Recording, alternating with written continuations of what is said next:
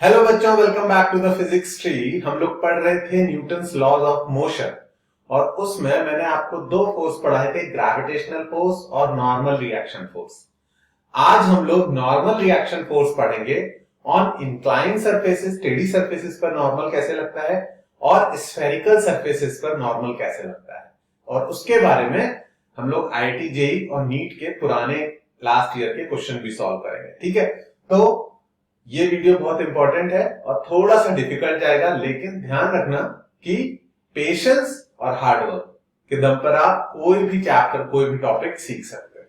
ठीक है, तो शुरू करते हैं। नॉर्मल रिएक्शन, हेडिंग डालो ऑन इंक्लाइन सरफेस।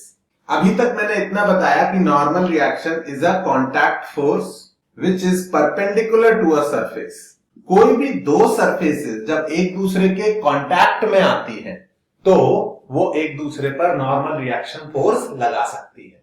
अगर contact force perpendicular to surface है तो उसको नॉर्मल रिएक्शन बोला जाएगा। अगर contact force parallel to the surface है, जब दो चीजें एक दूसरे के ऊपर स्लाइड करेंगी, एक दूसरे के ऊपर मूव करेंगी, तो उस केस में contact force parallel to the surface भी आ सकता है। तो पैरेलल वाले को फ्रिक्शन फोर्स बोलते हैं और परपेंडिकुलर वाले को, परपेंडिकुलर का दूसरा नाम क्या है? नॉर्मल।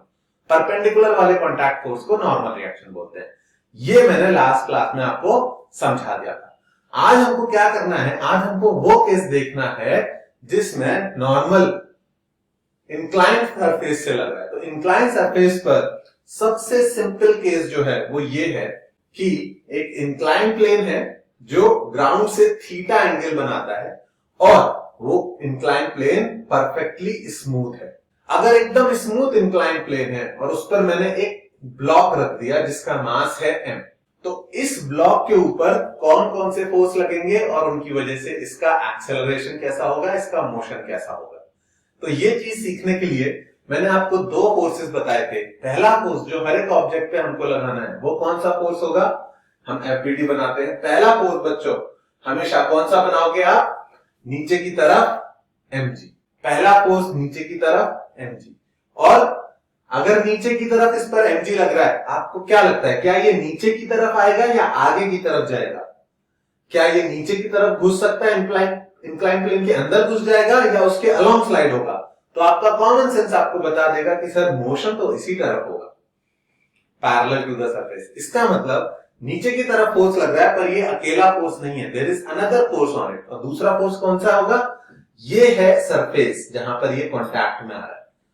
तो जब भी कोई दो सरफेसेस एक दूसरे के कांटेक्ट में आएंगी तो जो परपेंडिकुलर डायरेक्शन में फोर्स लगाएगी उसको हम क्या बोलते हैं? Normal reaction. ये हो गया नॉर्मल। ओके, तो इस पर दो फोर्सेस है, एक है नॉर्मल और एक है mg। ठीक है, और कॉमन सेंस हमेशा फिजिक्स में ऊपर रखना है। इस पर नीचे mg लग रहा है, इधर नॉर्मल लग रहा है, पर इसका मोशन किस तरफ होगा? मोशन ये अलोंग द इंक्लाइन नीचे की तरफ स्लाइड कर सकता है। तो जिस तरफ मोशन हो रहा है, जिस तरफ स्लाइडिंग हो रही है, उस डायरेक्शन में क्या ड्रॉ करना है? एक्सेलरेशन। ये रहे फोर्सेस और ये रहा एक्सेलरेशन। न्यूटन्स लॉ अप्लाई करने से पहले आपको बॉडी पर सारे फोर्सेस और आपको जिस डायरेक्शन में एक्सेलरेशन लग रहा है उस डायरेक्शन में एक्सेलरेशन ड्रॉ कर लेना चाहिए। अगर आपको कॉमन सेंस कहता है नीचे mg लग रहा है, नॉर्मल इधर लग रहा है, और किसी वजह से आपको लगता है कि नहीं एक्सेलरेशन ऊपर की तरफ होगा, तो आप ऊपर लगा के भी क्वेश्चन सॉल्व कर सकते हो, बट आपका आंसर नेगेटिव आ जाएगा। तो कुछ भी अज्यूम करके सॉल्व कर सकते हो। अगर अजम्पशन ठीक होगा तो पॉजिटिव आंसर आ जाएगा, और अजम्पशन गलत हुआ तो नेगेटिव आंसर आ जाएगा, पर आंसर हमेशा आ जाएगा। तो अभी के लिए मैंने इस पर दोनों फोर्सेस बना दिए और एक्सेलरेशन ड्रॉ कर दिया। अब सेकंड चीज मैंने बताई थी कि फ्री बॉडी डायग्राम बनाना is not the whole job. उसके बाद दूसरा इंपॉर्टेंट काम होता है कि आप सेकंड लॉ की इक्वेशन लिख पाओ। सेकंड लॉ की इक्वेशन में याद दिला देता हूं, न्यूटन ने बोला था net force is equal to rate of change of linear momentum, और हमने उसका शॉर्टकट क्या निकाला था? हमने निकाला था कि external force is equal to mass into acceleration. अगर आपको इसमें कुछ भी कंफ्यूजन है तो आप पिछली वाली वीडियो फिर से देखो। न्यूटन ने बोला था net force is equal to rate of change of linear momentum, और हमने ये अप्रोक्सीमेशन मानते हुए, ये अज्यूम करते हुए कि मास चेंज नहीं हो रहा है, हमने उसको लिखा था external force is equal to mass into external acceleration. Internal forces का सम हमेशा 0 कर दिया था। तो कई लोग तो सेकंड लॉ इसी को याद रखते हैं, हालांकि ये एकदम परफेक्ट आंसर नहीं है सेकंड लॉ का, लेकिन ये यूजफुल इक्वेशन है और हमें ये अप्लाई करनी है। दूसरी चीज मैंने बताई थी कि सेकंड लॉ हम एक्स डायरेक्शन में अलग लगा सकते हैं और वाई डायरेक्शन में अलग। मेरे कहने का मतलब है एक्स डायरेक्शन के force is equal to mass into x direction का एक्सेलरेशन और वाई डायरेक्शन के force is equal to mass into y direction का एक्सेलरेशन। अब यहां पर एक चीज नोटिस करने वाली है कि ये जो मास है इस पर अगर हम इसको अपनी वाई डायरेक्शन लेते हैं तो एक फोर्स कौन सा mg वाई डायरेक्शन में है, लेकिन अगर इसको वाई एक्सिस लेंगे तो इसको एक्स एक्सिस लेना पड़ेगा, एक्स और वाई हमेशा परपेंडिकुलर होने चाहिए। तो मेरा नॉर्मल रिएक्शन ना तो एक्स डायरेक्शन में है ना वाई डायरेक्शन में है। कोई बात नहीं, वेक्टर्स के कंपोनेंट हमें करना आता है तो हम कंपोनेंट कर सकते हैं। लेकिन फिर हमने नेक्स्ट चीज देखी, नेक्स्ट चीज क्या, इसका एक्सेलरेशन। एक्सेलरेशन भी ना एक्स डायरेक्शन में है ना वाई डायरेक्शन में है, तो फिर एक्सेलरेशन के भी कंपोनेंट करने पड़ेंगे। बच्चों कोई भी क्वेश्चन आए एनएलएम का, कोशिश करो कि एक्सेलरेशन के कंपोनेंट ना करने पड़े। सर्कुलर मोशन के अलावा बाकी सारे क्वेश्चंस में ये कोशिश करो कि आप एक्सिस इस तरह से चूज करो कि एक्सेलरेशन के कंपोनेंट ना करने पड़े। तो बोले सर हम कैसे चूज कर सकते हैं, एक्स वाई एक्सिस तो हमेशा हॉरिजॉन्टल और वर्टिकल ही देखी हमने। ऐसा ट्रू नहीं है, कहीं भी किसी लॉ में ये नहीं लिखा हुआ कि जो हॉरिजॉन्टल लाइन है एक्स एक्सिस वही हो सकती है या जो वर्टिकल लाइन है वाई एक्सिस वही हो सकती है।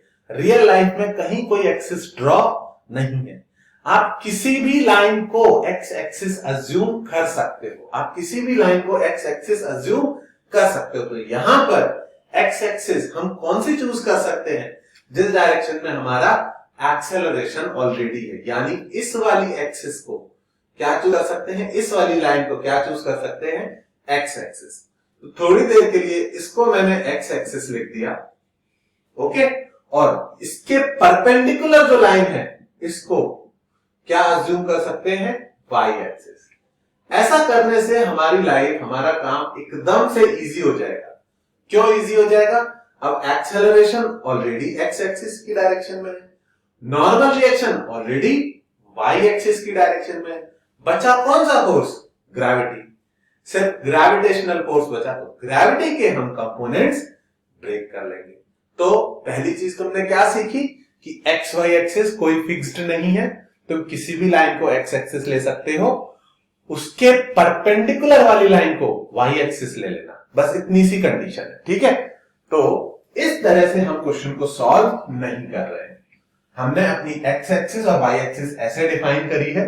हम इसी के लिए सेकंड लॉ की इक्वेशन थोड़ी देर में लिखेंगे, ओके।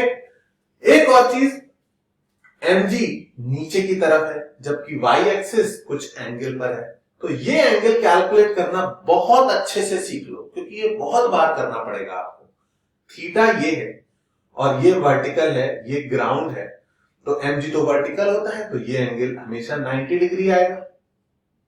अगर ये थीटा है और ये 90 है, तो बच्चों ये वाला एंगल कितना होगा, ये थीटा है और ये 90 है, तो ये वाला एंगल होगा 90 माइनस थीटा, क्योंकि तीनों का सम 180 होना चाहिए। अगर एक 90 है तो बाकी दोनों का सम 90 होना चाहिए। तो अगर ये थीटा है तो ये 90 माइनस थीटा, और अगर ये 90 माइनस थीटा है और हमने जो वाई एक्सिस ली है वो इंक्लाइन के परपेंडिकुलर ली है, तो अगर ये 90 माइनस थीटा है तो ये वाला एंगल वापस से थीटा आ जाएगा।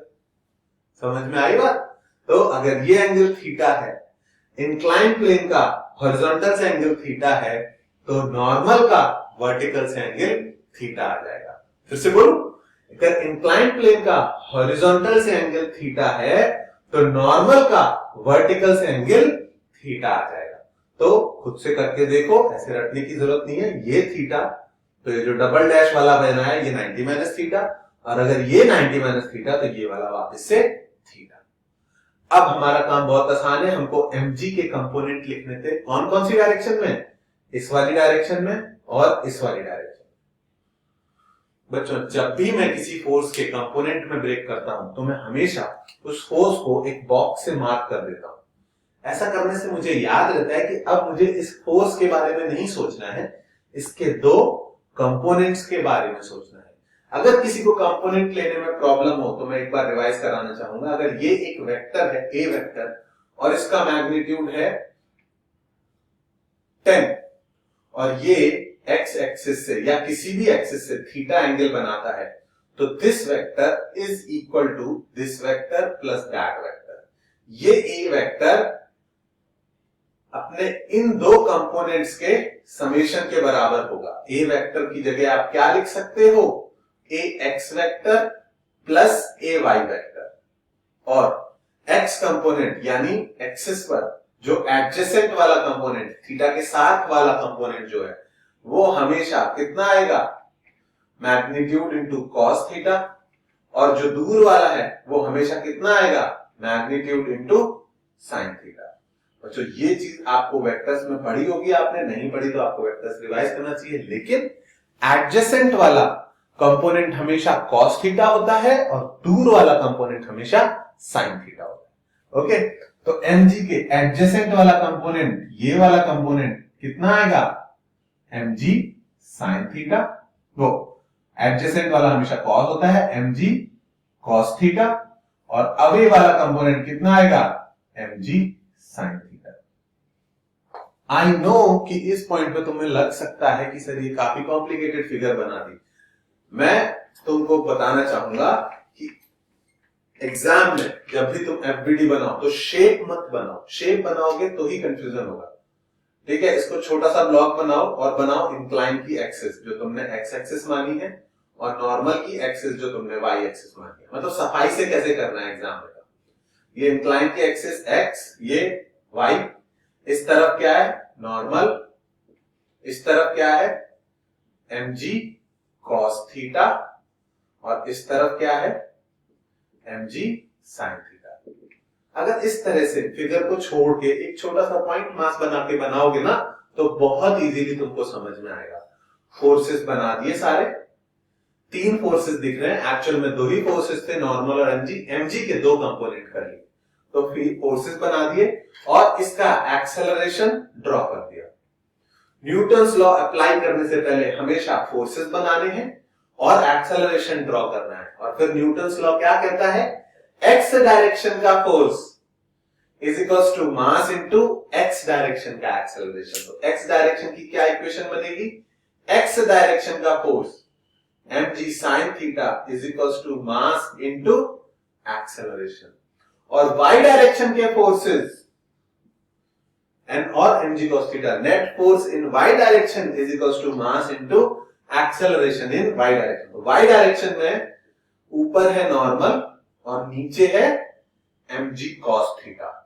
और बच्चों ध्यान से देखो, क्या y डायरेक्शन में कोई एक्सेलरेशन दिख रहा है आपको, क्या ये ब्लॉक y डायरेक्शन में मूव करेगा या x में, तो आपने खुद ही डिसाइड किया था कि सर x में नीचे आएगा स्लाइड करता हुआ, तो y डायरेक्शन में कोई एक्सेलरेशन नहीं। आप डायरेक्टली इसको जीरो लिख सकते हो, जब आपको समझ में आने लग जाएगा तो आप एक स्टेप बचा पाओगे।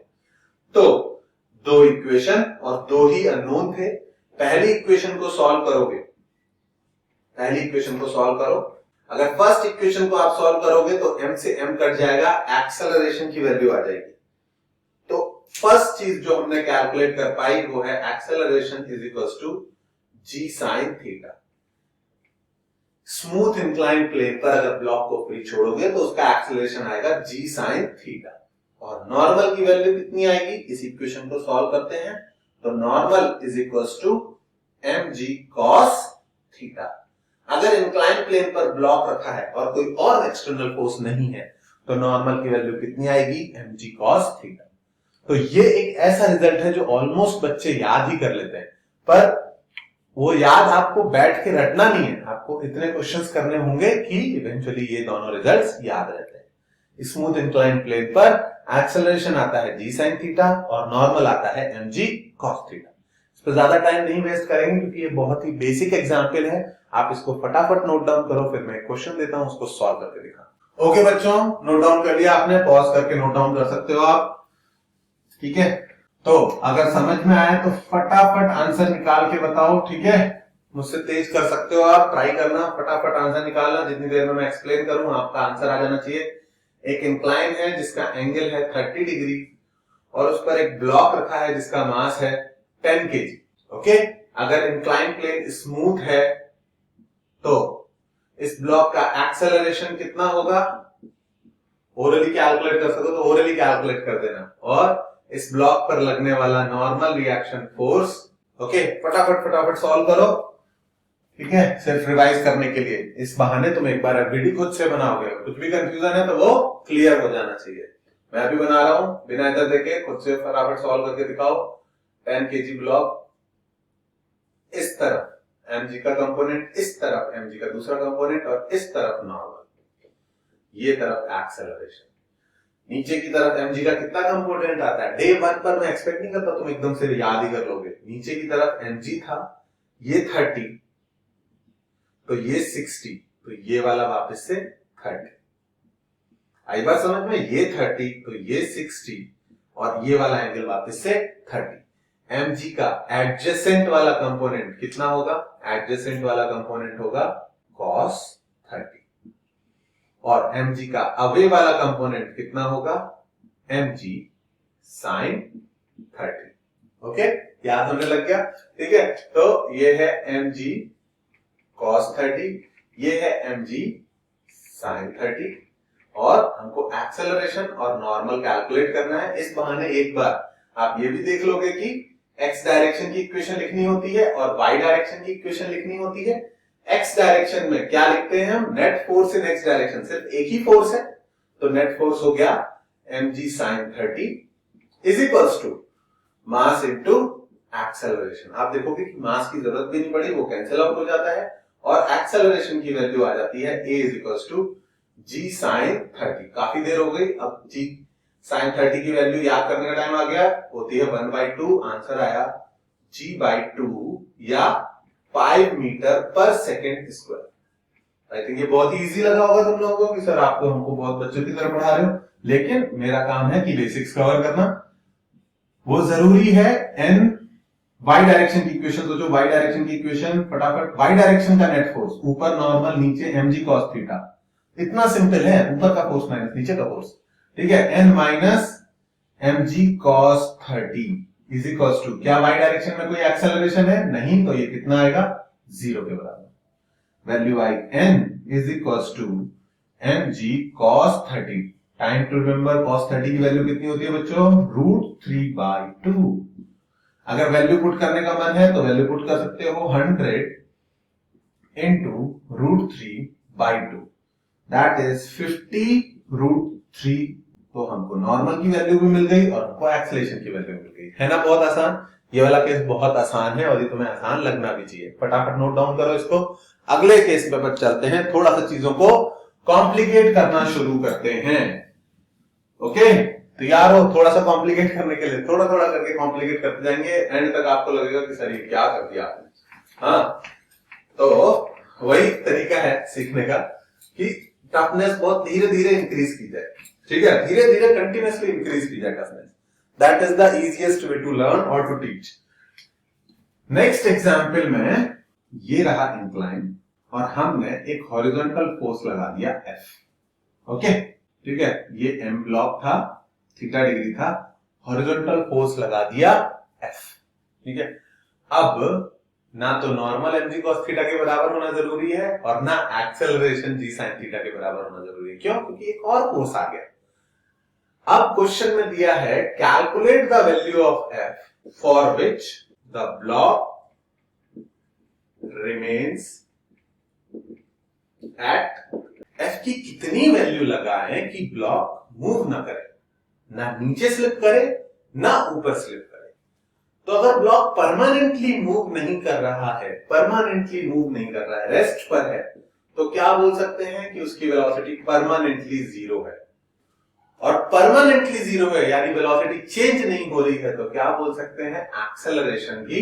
इसको हम, अगर किसी ऑब्जेक्ट का एक्सेलरेशन 0 है तो यानी उस पर नेट फोर्स 0 है, इसको बोलते हैं इक्विलिब्रियम।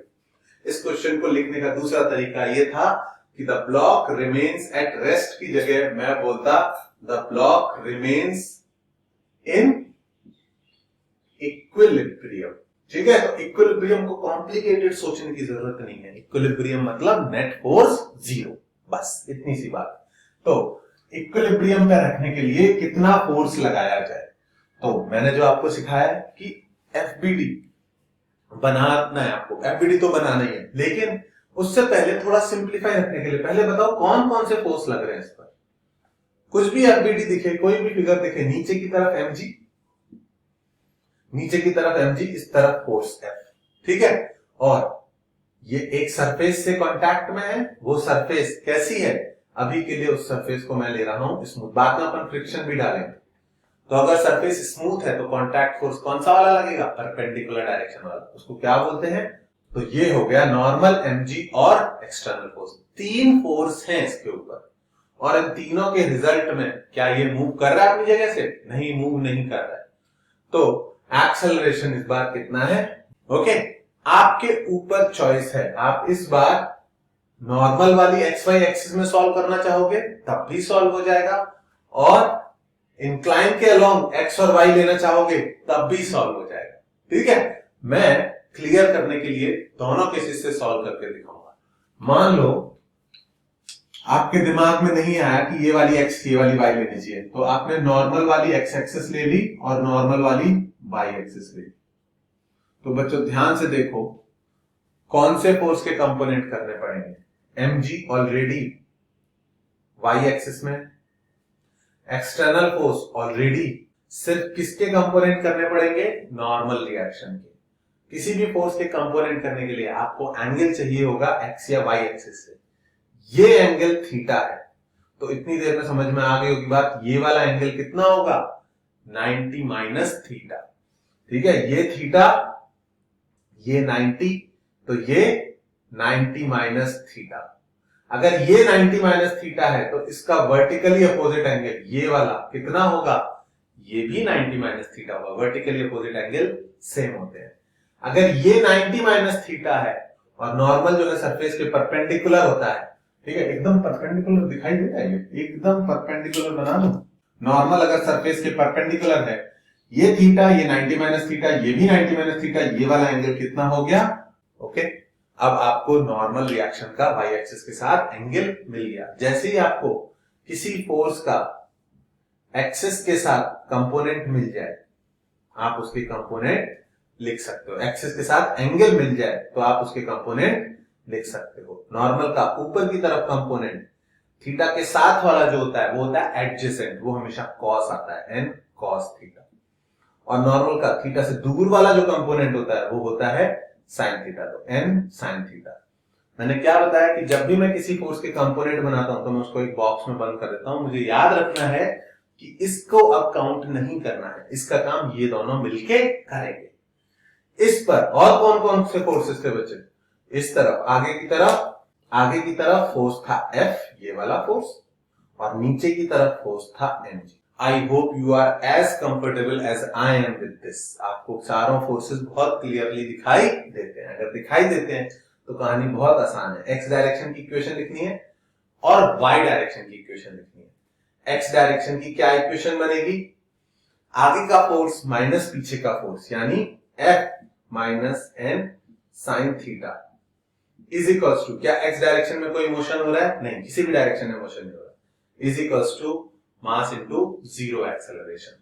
वाई डायरेक्शन की इक्वेशन, ऊपर का फोर्स माइनस नीचे का force, N cos theta minus mg is equals to, y direction में कोई मोशन हो रहा है, बिल्कुल नहीं हो रहा है, तो मास इनटू जीरो एक्सेलरेशन। आगे आपको सेकंड लॉ अप्लाई करना, ठीक है, बस यही सिखाना चाह रहा था। अब दो इक्वेशन, दो अननोन, दोनों इक्वेशन सॉल्व करनी होंगी। पहली इक्वेशन, दूसरी इक्वेशन। बच्चों फर्स्ट इक्वेशन को थोड़ा सा रीअरेंज करके लिखूं तो m साइन थीटा की वैल्यू आ रही है f के बराबर, और सेकंड इक्वेशन को थोड़ा सा रीअरेंज करके लिखूं तो m cos थीटा की वैल्यू आ रही है mg के बराबर। जब भी इस तरह की सिचुएशन आ जाए, n साइन थीटा भी पता है और m cos थीटा भी पता है, तो हमको कैलकुलेट अगर करना है तो हम दोनों इक्वेशन को डिवाइड कर सकते हैं। अगर आप दोनों इक्वेशन को डिवाइड कर दोगे तो n से n कट जाएगा, n sin theta upon n cos theta is equals to f by mg। n से n कट गया, आंसर आया tan theta is equals to f by mg। Final answer आया, रेड से लिखता हूं, फाइनल आंसर आया f is equals to mg tan। इस बार हमने नॉर्मल x और y एक्सिस में ही सॉल्व कर लिया। बोलोगे सर हमें कैसे पता चलेगा कि कब नॉर्मल एक्स वाई एक्सिस लेनी है और कब इंक्लाइन वाली एक्स वाई एक्सिस लेनी है? तो रूल ऑफ थंब ये है कि अगर एक्सेलरेशन 0 है तो कोई भी एक्सिस लेके करो, आंसर इजी पड़ेगा। पर अगर एक्सेलरेशन की कुछ वैल्यू गिवन है कि इस डायरेक्शन में मूव कर रहा है, तुमको लग रहा है कि मूव करेगा, तो उस डायरेक्शन को एक्स एक्सिस लो, उसके परपेंडिकुलर वाले को वाई एक्सिस लो। हो सकता है तुमको ये क्वेश्चन मैंने दिया तो तुम्हारा मन करे कि सर हम इंक्लाइन वाली एक्स वाई एक्सिस लेके सॉल्व करते हैं तो कैसा होता, तो मैं वो भी करके दिखाऊंगा, क्योंकि at the end of the day तुमको चूज करना है कि कैसे करना है, ठीक है। पर पहले मेथड 1 लिख के देखो, फटाफट मेथड 1 डाउन नोट डाउन करो, उसके बाद मेथड 2 से बताऊंगा। मैं स्क्रीन दे रहा हूं आपको। ओके बच्चों, नोट डाउन कर दिया होगा आपने, ठीक है। मेथड 1 को हम हटा देते हैं, ठीक है। ये नोट डाउन कर लिया ना आपने, अब इसकी जगह मेथड 2 से सॉल्व करना है। बच्चों क्लास नोट जरूर बनाते चलना साथ के साथ, वरना बड़ी गड़बड़ हो जाएगी, भूल जाओगे क्या क्या पढ़ाया था। अभी तो लगता है कि सिंपल सिंपल है, लेकिन एकदम से चीजें बहुत ज्यादा हो जाती हैं। अगर हम मेथड 1 से सोचते तो हमने नॉर्मल एक्स वाई एक्सिस ली थी, अब हमें एक्स एक्सिस कौन सी लेनी है, पैरेलल टू इंक्लाइन प्लेन, और वाई एक्सिस कौन सी लेनी है, परपेंडिकुलर टू इंक्लाइन प्लेन। ये एक्स एक्सिस है, वो वाई एक्सिस है, कोई खास दिक्कत नहीं होगी, चिंता बिल्कुल मत करना, ठीक है। ये एंगल था थीटा, तो पहले किसके कंपोनेंट करो, पहले mg के कंपोनेंट कर लूं। mg के कंपोनेंट ऑलमोस्ट याद से हो जाते हैं, ये थीटा तो ये 90 माइनस थीटा तो ये वापस से थीटा। mg का इस तरफ का कंपोनेंट कितना आएगा बच्चों, कितना आएगा बोलो, mg cos थीटा, ठीक है। एडजेसेंट वाला cos और दूर वाला mg sin theta. Okay okay. अच्छा, इस फोर्स F के भी कंपोनेंट तोड़ने, तो इसके कंपोनेंट बनाने से पहले मैं इसको आगे की तरफ ड्रॉ कर लूं। ऐसे किसी भी फोर्स वेक्टर को हम पैरेलल मूव कर सकते हैं, it will not make a difference. तो फोर्स को आगे की तरफ ड्रॉ कर लिया। ऐसा ड्रॉ करने से क्या फायदा होगा, ये थीटा है तो ये वाला एंगल थीटा दिख जाएगा आपको, दिख गया, ओके। तो अगर ये थीटा है तो इसके कंपोनेंट करने हैं बच्चों। इस बार F का थीटा के एडजेसेंट वाली साइड पे, इस साइड पे कितना कंपोनेंट आएगा, एडजेसेंट वाला F cos थीटा, थीटा के दूर वाला ये कितना आएगा, F sin। जब भी आप मेन फिगर में कंपोनेंट्स करोगे तो फिगर थोड़ी खराब हो जाएगी, इसीलिए मैं प्रेफर करता हूं कि एक बार अलग से देख लो हमेशा। Once you get good at it, हो सकता है आपको जरूरत ना पड़े, पर अभी के लिए मैं मानता हूं कि एक बार अलग से एक्सिस पर बना देना चाहिए। एक ये y, ये x कंपोनेंट बच्चों। y एक्सिस पर कौन सा फोर्स है, ऊपर नॉर्मल, x एक्सिस पर नीचे कौन सा फोर्स है, mg sin थीटा। तो मेरा वेट मत करो, बोलो तुम भी मनी मन, ठीक है। ऊपर की तरफ कौन सा फोर्स है, x एक्सिस पर F cos थीटा, और नीचे की तरफ y एक्सिस पर दो फोर्स है बच्चों। दो फोर्स कौन कौन से हैं, mg cos थीटा F, ठीक है। और अब आपको क्या अप्लाई करना सीखना है, हम सीख रहे हैं न्यूटन्स लॉज किस पर, x एक्सिस पर अलग और y एक्सिस पर अलग से अप्लाई करना सीख रहे हैं।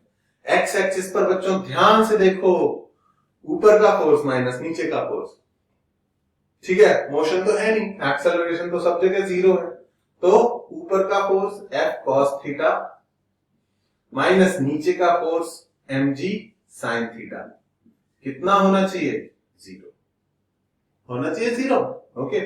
और इसको सॉल्व करेंगे आगे, तो F cos theta is equals to mg sin theta, और F की वैल्यू कितनी आ गई, mg sin theta upon cos theta. Check करो, लास्ट केस में भी F की वैल्यू mg tan थीटा आएगी, वो तो आनी ही चाहिए, मेथड ही दूसरा है, क्वेश्चन तो वही है, ओके। तो क्या सीखा तुमने यहाँ पर? तुमने ये सीखा कि सर एक्सिस की चॉइस से कोई फर्क नहीं पड़ता, पर इजी पड़ेगा अगर एक्सिस वो वाली लें जिस डायरेक्शन में एक्सेलरेशन ऑलरेडी प्रेजेंट है। ओके, अगर एक्सेलरेशन कहीं नहीं है, बॉडी इक्विलिब्रियम में है, तो एक्सिस के कोई भी लेने से आपको ज्यादा फर्क नहीं पड़ेगा। You will be able to solve the question. ठीक है, कभी कभी एक ही क्वेश्चन में दो सेट ऑफ एक्सिस लेना पड़ता है। कैसे लेना पड़ता है अगले एग्जांपल में दिखाता हूं। जब कोई स्फेरिकल बॉडी इंक्लाइंड प्लेन पे रखी होगी तब क्या होगा, पहले इसको फटाफट नोट डाउन करो।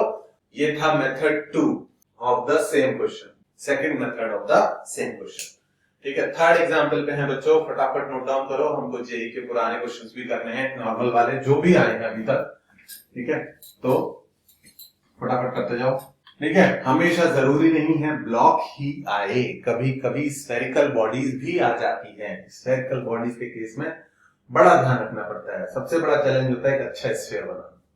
ठीक है, क्या ये स्फीयर एकदम स्फीयर दिख रहा है तुमको? नहीं दिख रहा? एक और ट्राई, एकदम परफेक्ट स्फीयर। ठीक है, चलो एकदम परफेक्ट तो नहीं पता, लेकिन हाँ ठीक है, काम चल जाएगा इससे। एक इस तरह से रखा हुआ है, एक बॉल है, बड़ी सी हैवी सी बॉल है, और यहां पर एक दीवार है। Okay, this is a wall and this is a ball. बोलो सर ये हवा में क्यों टिकी हुई है? अरे हवा में नहीं टिकी हुई है, यहां पर जिसने पहले तो पढ़ रखा है वो कहेगा कि सर ये वेज कंस्ट्रेंट जैसी आप फिगर बना रहे हो। हाँ, वेज कंस्ट्रेंट ऑलमोस्ट ऐसे ही पढ़ाते हैं हम लोग। ठीक है, पर अभी के लिए ये भी अपनी जगह फिक्स्ड है, इंक्लाइन प्लेन, इसका एंगल है थीटा, और ये दीवार भी अपनी जगह फिक्स्ड है। दीवार तो फिक्स्ड ही होती है, हाँ दीवार भी फिक्स्ड है। ओके, और इनके बीच में क्या रखी हुई है? ये बॉल। अब सोचो इसके बारे में, इस पर कितने फोर्स लगेंगे बच्चों? ओके, इस बॉल के ऊपर कौन कौन से फोर्सेस लगेंगे? पहले फोर्सेस बनाओ। सबसे पहला फोर्स, अगर बॉल का मास दिया है तो इसमें तो कोई कंफ्यूजन ही नहीं होना चाहिए। एक फोर्स जो आपको हमेशा लगाना ही है वो नीचे की तरफ है। ओके, एक फोर्स नीचे की तरफ लगा दिया, mg। अब इसका कितनी जगह कांटेक्ट हो रहा है, कितनी चीजों से कांटेक्ट में? ये दीवार से कांटेक्ट में, तो दीवार की सरफेस से कैसा फोर्स? नॉर्मल यानी परपेंडिकुलर। मैं लिख नहीं रहा हूं बार बार, पर अभी हम सभी सरफेसेस कैसे ले रहे हैं? स्मूथ। ये भी स्मूथ और ये भी स्मूथ। बच्चों जब स्मूथ नहीं होगा तब फ्रिक्शन के बारे में भी सोचना पड़ सकता है। अभी के लिए दीवार से इस पर कौन सा फोर्स लगेगा? नॉर्मल रिएक्शन, इसको मैं N1 बोल देता हूं। ओके, N1 किसके बीच का फोर्स है? दीवार और बॉल के बीच का। दीवार की सरफेस के परपेंडिकुलर लगा है ये फोर्स। ओके, दूसरा फोर्स, ठीक है, ये फोर्स यहां से पूरा बॉल पर ऐसे लगेगा। ओके, और दूसरा फोर्स बनेगा इस इंक्लाइन प्लेन से एक नॉर्मल रिएक्शन आएगा, ये इसको बोल रहा हूं N2। ओके, तो इस स्फीयर पर दो नॉर्मल है, N1 और N2। जो इंक्लाइन प्लेन से नॉर्मल लगेगा वो इस टेंजेंट के, ये जो टेंजेंट दिख रही है उसके परपेंडिकुलर। बच्चों टेंजेंट के परपेंडिकुलर जो लाइन होती है ना, वो हमेशा रेडियस यानी सेंटर से पास कर जाती है। तो ये हो गई पूरी फिगर। ठीक है, इसको इस फिगर में मैं कभी सॉल्व करने के लिए आपको नहीं बोलूंगा, दिस इज डेंजरस। अगर यहां पर एंगल लिखने गए गलती होने का चांस रहता है। तो मैंने क्या सिखाया? मैंने सिखाया कि जो भी शेप है उसको भूल जाओ और उसको पॉइंट मास बना दो, पॉइंट मास m, और फिर उस पे सारे फोर्सेस ड्रॉ करो। नीचे की तरफ mg, ठीक है, नीचे की तरफ mg, और इस तरफ n1। चलो दो तो बहुत इजी, ठीक है। और तीसरा बच्चों, तीसरा फोर्स है इस तरफ n2। देखो मैं पैरेलल शिफ्टिंग कर देता हूं। शिफ्टिंग क्यों कर दी मैंने?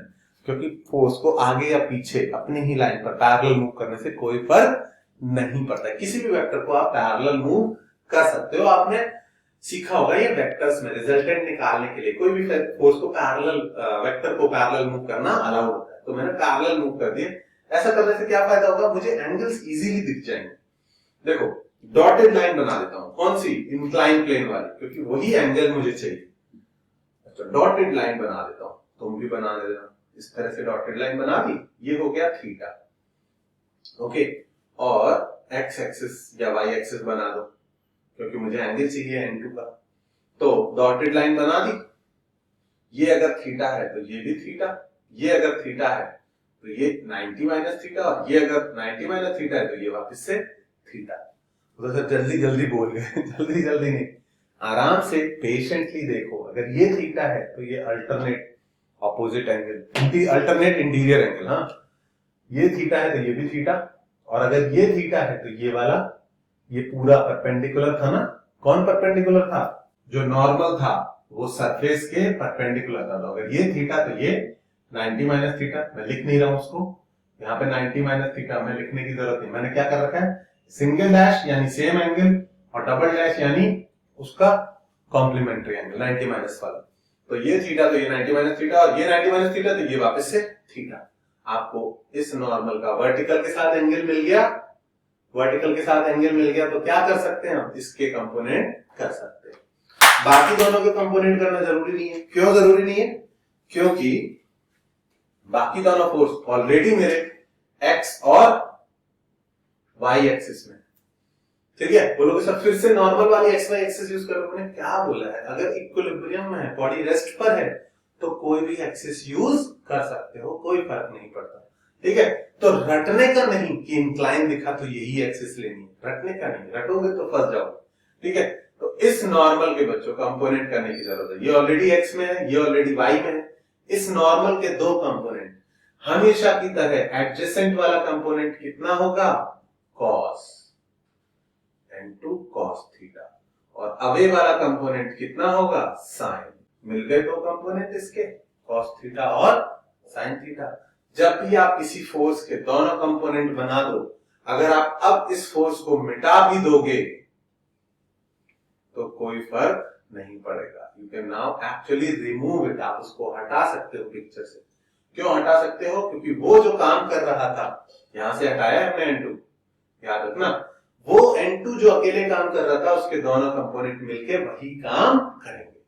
अब x डायरेक्शन की इक्वेशन लिखो, खुद से लिखो, और y डायरेक्शन की इक्वेशन भी खुद से लिखो, खुद से लिखो, पॉज करो और खुद से ट्राई करो, तभी सीखोगे। x डायरेक्शन में आगे का force n2 sin theta minus पीछे का फोर्स n1, कोई एक्सेलरेशन नहीं, कोई एक्सेलरेशन नहीं।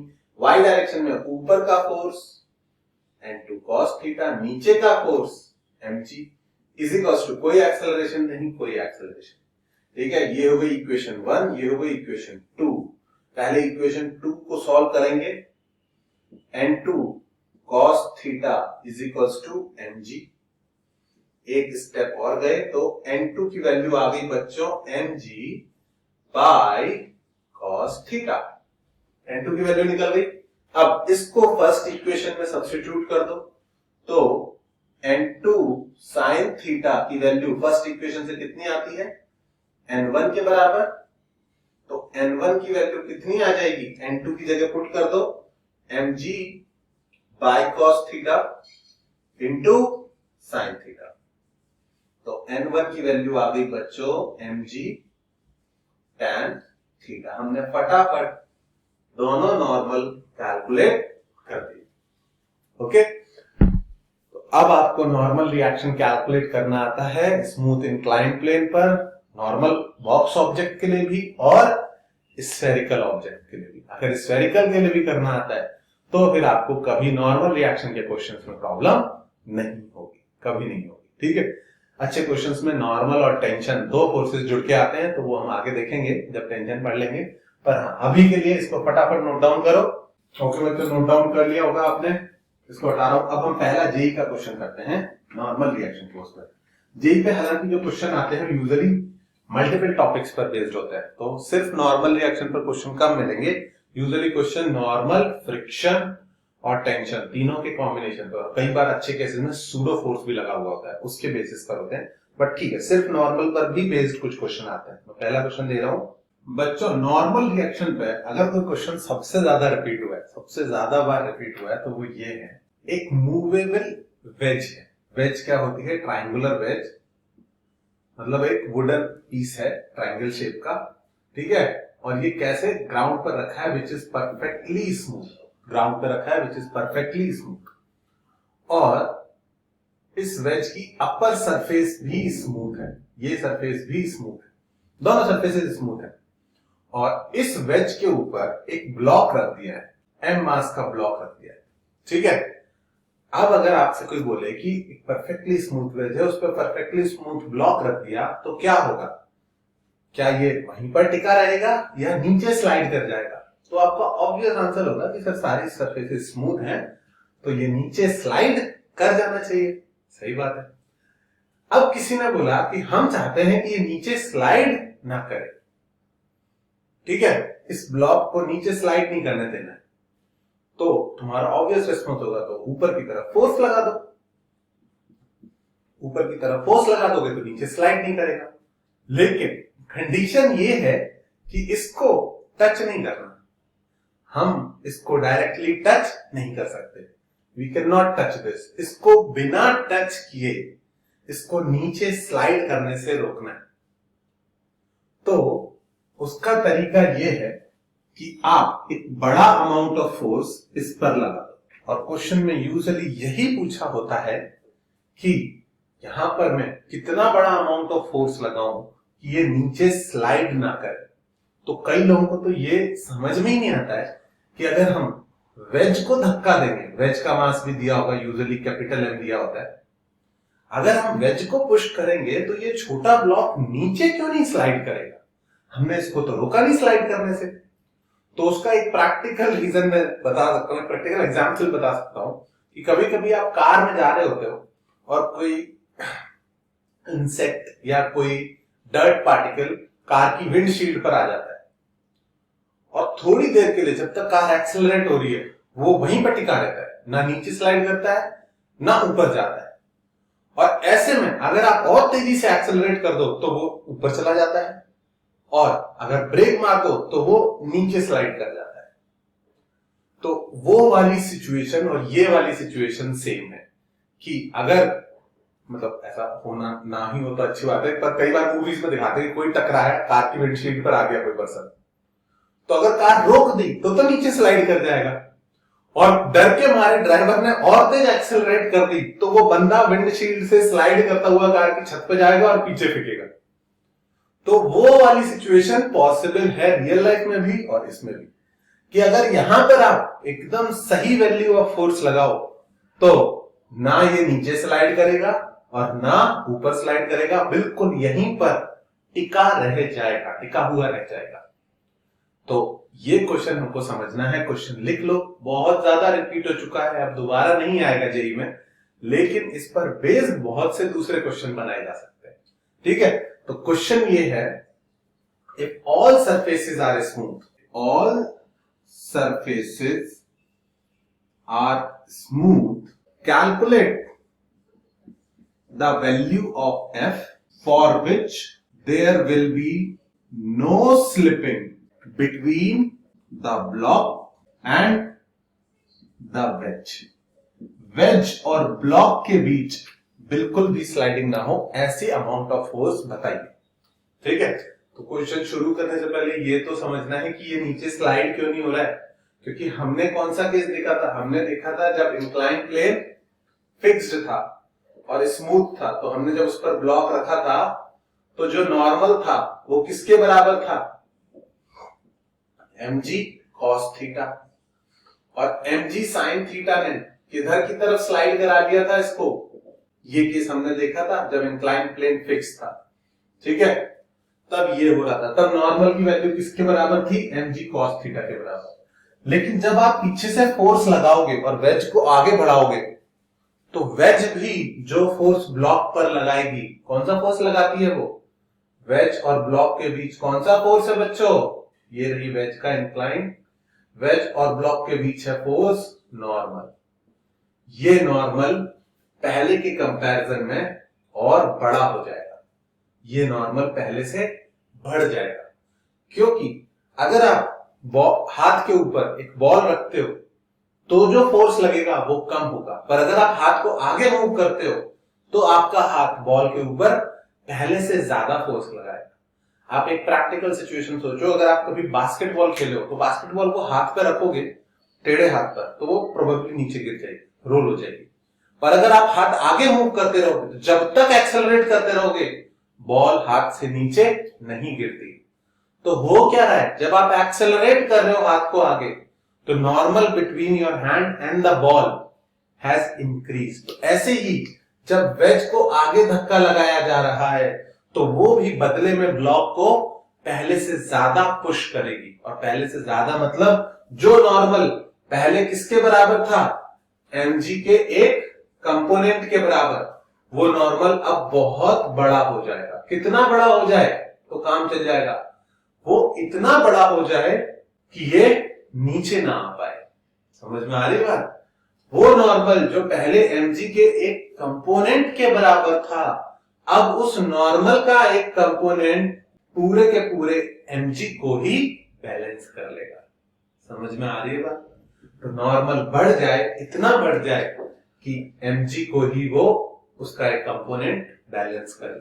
अगर ऐसा हो जाएगा तो फिर ये ब्लॉक नीचे स्लाइड नहीं करेगा। ऐसे केस के लिए सबसे पहले तो हमको चाहिए ये वाला एंगल जो वेज का प्रोबेबली क्वेश्चन में गिवन होगा, थीटा। उसके बाद हमें इस नॉर्मल के करने हैं कंपोनेंट। कौन से कंपोनेंट? एक ऊपर की तरफ और एक आगे की तरफ। ठीक है, ऊपर की तरफ अगर ये थीटा है तो ये थीटा, ये 90 माइनस थीटा और ये वाला वापस से थीटा। तो इस नॉर्मल के कंपोनेंट ऊपर की तरफ बच्चे होंगे n cos थीटा और आगे की तरफ होगा n sin थीटा। ओके, इस नॉर्मल के दो कंपोनेंट, ऊपर की तरफ n cos थीटा, आगे की तरफ n sin थीटा। दूसरी चीज, अगर इस पूरे सिस्टम की बात करें तो इस पे एक हॉरिजॉन्टल फोर्स लग रहा है। तो जब आप फोर्स लगाओगे तो ये वेज और ये ब्लॉक दोनों आगे बढ़ेंगे। और हम कौन सा केस ढूंढ रहे हैं जिसमें ये ब्लॉक इस वेज के ऊपर स्लाइड ना करे। अगर स्लाइड नहीं कर रहा है तो इसका मतलब ये दोनों एकदम एक साथ आगे मूव कर रहे हैं विद सेम एक्सेलरेशन। तो दूसरी इंपॉर्टेंट चीज, ये जो नॉर्मल बढ़ गया, इसके वर्टिकल कंपोनेंट ने mg को बैलेंस करना है और हॉरिजॉन्टल कंपोनेंट पे क्या करना है? हॉरिजॉन्टल कंपोनेंट ने इस ब्लॉक को वेज के साथ आगे की तरफ एक्सेलरेट करना है। नॉर्मल के दो कंपोनेंट हुए, एक वर्टिकल और एक हॉरिजॉन्टल। वर्टिकल ने mg को बैलेंस कर लिया और हॉरिजॉन्टल ने आगे की तरफ ब्लॉक को एक्सेलरेट कर दिया। ये है इन दोनों केसेस के बीच का डिफरेंस। पहले केस में block along the inclined slide हुआ था, तो हमने इसको x एक्सिस लिया था और इसको y एक्सिस लिया था। y एक्सिस में कोई मोशन नहीं था। इस केस में block is not sliding on the wedge. इस चीज को ध्यान से समझो। If you are not sliding within the car, अगर आप कार के अंदर रेस्ट पर हो तो आपका एक्सेलरेशन जीरो नहीं है, आपका एक्सेलरेशन कार के एक्सेलरेशन के बराबर है। अगर ये ब्लॉक इस वेज पर स्लाइड नहीं कर रहा है, there is no slipping between the block and the wedge, तो ब्लॉक रेस्ट पे नहीं होगा, ब्लॉक वेज के साथ सेम एक्सेलरेशन से आगे जा रहा होगा। तो इस केस में जो लोग भूल जाते हैं, लोग सोचते हैं ब्लॉक वेज के ऊपर रेस्ट में रहना चाहिए तो ब्लॉक रेस्ट में हो गया। नहीं, ब्लॉक रेस्ट में नहीं हो गया, ब्लॉक वेज के साथ सेम एक्सेलरेशन से आगे जा रहा है। तो इस केस में एक्सेलरेशन किस डायरेक्शन में था? एक्स डायरेक्शन में। ठीक है, एक बार शुरू से जल्दी से फिगर बना के दिखाता हूं कि हमको क्या पता था। हमको ये पता था कि ब्लॉक स्लाइड नहीं करना चाहिए। ब्लॉक स्लाइड नहीं करना चाहिए तो इसका मतलब उसके ऊपर जो एक्सेलरेशन, उसका जो एक्सेलरेशन है वो आगे की तरफ है। उस पर कौन कौन से फोर्स लग रहे हैं? नीचे की तरफ mg और इस तरफ नॉर्मल। तो अगर ब्लॉक वेज के साथ आगे की तरफ एक्सेलरेट कर रहा है तो इस बार किस फोर्स को तोड़ना चाहिए? mg को या नॉर्मल को? किसके कंपोनेंट लेने की जरूरत है? तो तुमको समझ में आएगा कि एक्सेलरेशन ट्रू एक्स डायरेक्शन में है तो हमें नॉर्मल के कंपोनेंट करने चाहिए। और नॉर्मल के कंपोनेंट किए तो वो कितने आए? n cos थीटा ऊपर की तरफ और n sin थीटा आगे की तरफ। जब आपने किसी फोर्स के कंपोनेंट कर दिए तो उसको बॉक्स में बना दो या फिर उसको हटा दो, क्योंकि अब इसका काम ये दोनों मिलके करेंगे। और इसकी इक्वेशन देखो, x डायरेक्शन की और y डायरेक्शन की। x डायरेक्शन में कौन सा फोर्स लग रहा है? n sin theta. ये है आपकी x डायरेक्शन जिसमें एक्सेलरेशन भी है। तो n sin थीटा किसके बराबर होगा? मास इंटू एक्स डायरेक्शन का एक्सेलरेशन a और y डायरेक्शन में कौन सा फोर्स लग रहा है, n cos थीटा ऊपर और mg नीचे। तो y डायरेक्शन का net force n cos theta minus mg। बच्चों y डायरेक्शन में ब्लॉक मूव नहीं करना चाहिए, वो वेज के ऊपर रेस्ट में, तो y डायरेक्शन में एक्सेलरेशन 0। आपके दो इक्वेशन है, n sin theta is equals to ma और n cos theta is equals to mg। दोनों को अगर आप डिवाइड कर दोगे तो आ जाएगा tan theta is equals to a by g। Answer आया एक्सेलरेशन कितना होना चाहिए, g tan थीटा। तो अगर कोई आपकी विंड स्क्रीन पर आ जाए और आप उसको अपनी कार के साथ ले जाना चाह रहे हो तो कितना होना चाहिए कार का एक्सेलरेशन, g tan थीटा। अगर एक्सेलरेशन g tan थीटा है तो नॉर्मल का y कंपोनेंट किसको बैलेंस कर लेगा, mg को, और उसका x कंपोनेंट क्या प्रोवाइड कर रहा होगा, एक्सेलरेशन। आई बात समझ में? ऐसा कभी करना नहीं, ठीक है, मजाक में बोल रहा था मैं। अच्छा, लास्ट चीज, एक्सेलरेशन निकल गया, ये दोनों अलग अलग एक्सेलरेशन से चल रहे हैं या एक साथ, देयर इज नो स्लिपिंग। तो आप इस पूरे को एक सिंगल सिस्टम थोड़ी देर के लिए अज्यूम कर सकते हो। लास्ट क्लास में हमने सीखा था अगर दो चीजों का सेम एक्सेलरेशन है तो हम उनको एक सिंगल ऑब्जेक्ट की तरह थोड़ी देर के लिए बात कर सकते हैं। तो अगर एक सिंगल ऑब्जेक्ट की तरह देखते हो तो एक सिंगल इक्वेशन क्या बनेगी, नेट फोर्स एक्सटर्नल फोर्स कौन सा, F is equals to total mass into acceleration. तो your final answer will be F is equals to m plus m into capital M plus small m into g tan theta. ये g tan theta बहुत important result है, बहुत जगह आता है। g tan theta वो acceleration है जिससे स्लाइड करने पर वेज पे रखा हुआ ब्लॉक नीचे स्लाइड नहीं करेगा। फटाफट नोट डाउन करो इसको। This is a old JEE question and ये बहुत सारे एग्जाम्स में रिपीट हो चुका है, तो इसके बहुत सारे वेरिएशंस हैं जो पूछे जा सकते हैं। ठीक है बच्चों, नोट डाउन कर लिया आपने? ठीक है, इस क्वेश्चन को हम सूडो फोर्स में दोबारा पढ़ेंगे क्योंकि इसका एक दूसरा सॉल्यूशन है जो कि सूडो फोर्स की हेल्प से। अभी सूडो फोर्स नहीं पढ़ा है, तो जब हम सूडो फोर्स पढ़ेंगे तो एक बार फिर से इस क्वेश्चन को रिविजिट करेंगे सूडो फोर्स समझने के लिए। ये बहुत अच्छा क्वेश्चन है, ठीक है। लेकिन अगर आपको ग्राउंड फ्रेम में ही समझ में आ गया तो बहुत अच्छी बात है। क्या सिखाया मैंने आपको, रखा हुआ मार्कर स्लिप हो जाएगा ज्यादा एंगल पे, पर अगर मैं हाथ आगे मूव करूंगा तो मार्कर स्लिप नहीं होगा। बस इतनी सी बात बताई, क्योंकि जब मैं आगे मूव करूंगा तो नॉर्मल बढ़ जाएगा और नॉर्मल का वर्टिकल कंपोनेंट इसके mg को बैलेंस कर लेगा। ओके बच्चों, नेक्स्ट क्लास में हम लोग टेंशन फोर्स पढ़ेंगे। आईआईटी के अगर आप प्रीवियस ईयर क्वेश्चंस देखोगे तो 99% क्वेश्चंस नॉर्मल और टेंशन दोनों के कॉम्बिनेशन पर बनते हैं। ठीक है, सारे जो अच्छे क्वेश्चंस हैं वो नॉर्मल टेंशन या टेंशन फ्रिक्शन या नॉर्मल फ्रिक्शन, कम से कम दो टाइप के फोर्सेस के कॉम्बिनेशन पर बनते हैं। ठीक है, जब हम दोनों फोर्सेस पढ़ लेंगे तब हम प्रीवियस ईयर क्वेश्चन ज्यादा इजीली सॉल्व कर पाएंगे। तो नेक्स्ट क्लास बहुत इंपॉर्टेंट रहेगी, make sure you watch it.